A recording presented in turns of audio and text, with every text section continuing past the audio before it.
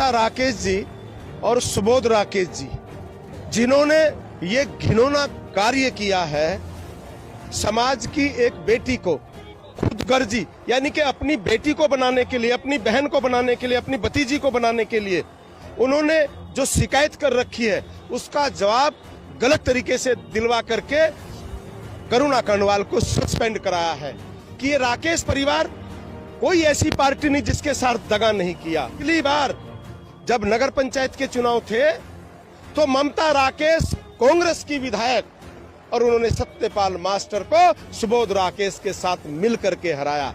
और इस बार फिर मैं सुबोध जी का तो नाम नहीं लूंगा क्योंकि ये विषय मेरी पार्टी का है, वो देख रही हैं। ये सवाल आप ममता जी से करिए कि उन्होंने क्यों शिकायत की, उन्होंने शिकायत वापस क्यों नहीं ली। सार्वजनिक रूप से मेरे से डिबेट करें, किसकी शिकायत है? ममता राकेश की। किसकी शिकायत है? उनके द्वारा दिए गए सभासदों की, मेंबरों की, बीडीसी सदस्यों की। ये सब उजागर हो जाए। ये नूरा कुश्ती जो वो लड़ते थे, ये जो नूरा कुश्ती लड़ते थे वो सब ने देख ली, आपने भी देख ली। जीरो टॉलरेंस की, चाहे वो भारतीय जनता पार्टी का व्यक्ति हो, चाहे भारतीय जनता पार्टी का नेता हो, कोई अधिकारी हो, कर्मचारी हो, जो नियमों में फंसेगा वो बख्शा नहीं जाएगा। नहीं गया है, पावर सीज हुई है।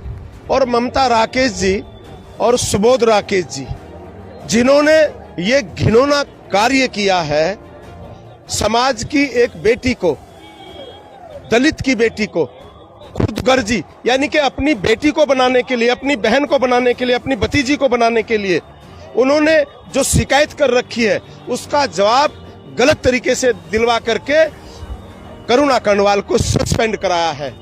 और ये किसी से छुपा नहीं है कि ये राकेश परिवार कोई ऐसी पार्टी नहीं जिसके साथ दगा नहीं किया, कोई ऐसा संगठन नहीं है किसी के साथ दगा नहीं किया। सबको पता है कि किस तरह से वहां पर धोखा हुआ है। हर तरह से करुणा कांडवाल को अपने फेवर में लेकर के उस लड़की को, क्योंकि वो लड़की इतनी नॉलेजफुल नहीं है, इतना ज्ञान उस लड़की को नहीं है, उससे गलत जवाब दिलाया ताकि वो सस्पेंड हो जाए। गलत तरीके से जो प्रधानमंत्री आवास है उसका गलत तरीके से उन्होंने उसको दान पात्र में दिलवाया। तो इस तरह से उस लड़की से वो गलत काम करा रहे हैं ताकि वो लड़की नियमानुसार कानून के शिकंजे में फंसे और वो प्रमुख के पद पर ना रहे। लेकिन देख तो आपकी उसमें ही हो रही थी। उसे वो भतीजी है, भतीजी थी, भतीजी है, नहीं लगाऊंगा आरोप। अगर मेरी भतीजी लगा रही है तो वो मेरी भतीजी है। उसके आरोप जिस दिन वो बैठेगी मेरे साथ वो सारे आरोप निराधार होंगे। क्षमा बढ़न को चाहिए, छोटन को उत्पाद। ये सब ममता, सुबोध राकेश, उनका पूरा परिवार जब उस लड़की से प्रेस वार्ता करी, एक तरफ सुबोध राकेश की भतीजी बैठी थी, एक तरफ सुबोध राकेश की बेटी बैठी थी। ममता राकेश और सुबोध राकेश उसको प्रेस वार्ता को डील कर रहे थे जो ज्वाइंट रूप से। प्रदेश उपाध्यक्ष के खिलाफ बयान देना, प्रेस करना और बार बार नियमों का अनुशासन तोड़ना, ये पार्टी का विषय है। देशराज कांडवाल संसार की सबसे बड़ी पार्टी का एक सदस्य है, प्रदेश का उपाध्यक्ष हूँ, वो संसार की सबसे बड़ी पार्टी है। मोदी जी की टीम में हूँ। और जो कह रहे हैं ना भगवानपुर, उन्होंने कहा कि भगवानपुर सुरेंद्र राकेश जी का है, ममता राकेश का है, कलीराम राकेश का है, वो भूल जाए। आज मेरा जब ये इंटरव्यू, जब ये डिबेट वो सुनेंगे तो वो भूल जाए ये जो भगवानपुर है ये भगवानपुर की जनता का है। ये भगवानपुर कलीराम राकेश का, सुरेंद्र राकेश का, ममता राकेश का, सुबोध राकेश का, अभिषेक राकेश का कहाँ है? कहाँ है? जब 2000 में मेरी पत्नी के सामने ममता राकेश, सुरेंद्र राकेश उस समय ब्लॉक प्रमुख थे, चुनाव लड़ी थी तो जमानत नहीं बची थी, जमानत।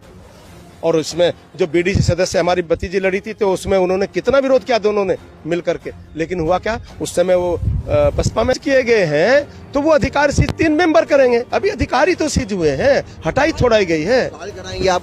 बहाल कराएंगे, बहाल कराएंगे, बिल्कुल बहाल कराएंगे। और बहाल कराने के लिए अगर नियम में होगा तो बहाल होगी और नियम में नहीं होगा तो नहीं होगी। ये तो जो नियम है।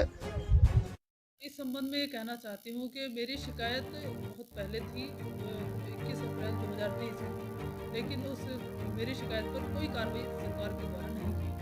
पूरा देश चला गया, 2025 में मेरी शिकायत का हवाला देते हुए, जबकि घटिया राजनीति करने वाले देशराज कर्णवाल, जिसकी ज़मीन झबरड़ा से भी खिसक चुकी है और अब नगर पंचायत चुनाव में भी इसने बढ़ चढ़ करके इस चुनाव में भागीदारी की, और खानपुर का अपना घर बताने वाले देशराज कर्णवाल को खानपुर की सम्मानित जनता ने दिखा दिया और बता दिया कि रिजेक्टेड और डिफेक्टेड व्यक्ति को हम स्वीकार नहीं करते हैं। खानपुर से उसे खदेड़ने का काम किया है। अगर उसमें जरा भी शर्म और गैरत होगी, वो खानपुर से अपना मकान बेच देगा, क्योंकि खानपुर वालों ने भी उसे नकार दिया है।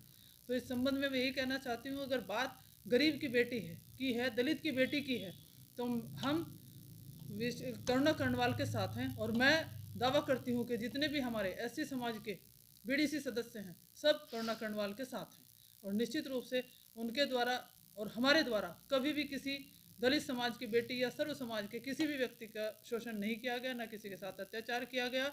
देशराज कर्णवाल ना तो अपने भतीजे के साथ इंसाफ कर पाए, नहीं तो वो बच्ची अपने ताऊ पर क्यों इस तरह का आरोप लगाती है। और मुझे मीडिया के द्वारा, समाचार पत्रों के द्वारा संज्ञान में आया है कि आज भी जहां करुणा कर्णवाल रहती है, उस घर की स्थिति का अंदाजा आप लगाइए। एक साधारण व्यक्ति का मकान भी इस तरह का नहीं होता, और उसने खुद भावुक होते हुए बताया है कि देशराज कर्णवाल उनके साथ किस तरह का व्यवहार करते थे। गलत है, और इसके जिम्मेदार सिर्फ और सिर्फ मेरे ताऊ जी, मेरी ताई जी हैं। और उन्होंने जो गंदी राजनीति मेरे साथ खेली ना, ऐसा कभी कोई नहीं कर सकता। भगवान 100 दुश्मन दे दे किसी को, ऐसा अपने किसी को ना देवे। तो क्या मानना है, बता रहे हैं कि भाई ये जो राकेश परिवार है, राकेश परिवार ने जो है इसमें अहम योगदान इस आपके ऊपर कार्रवाई में है, क्योंकि उन्होंने जो है एक उन्हीं की शिकायत पे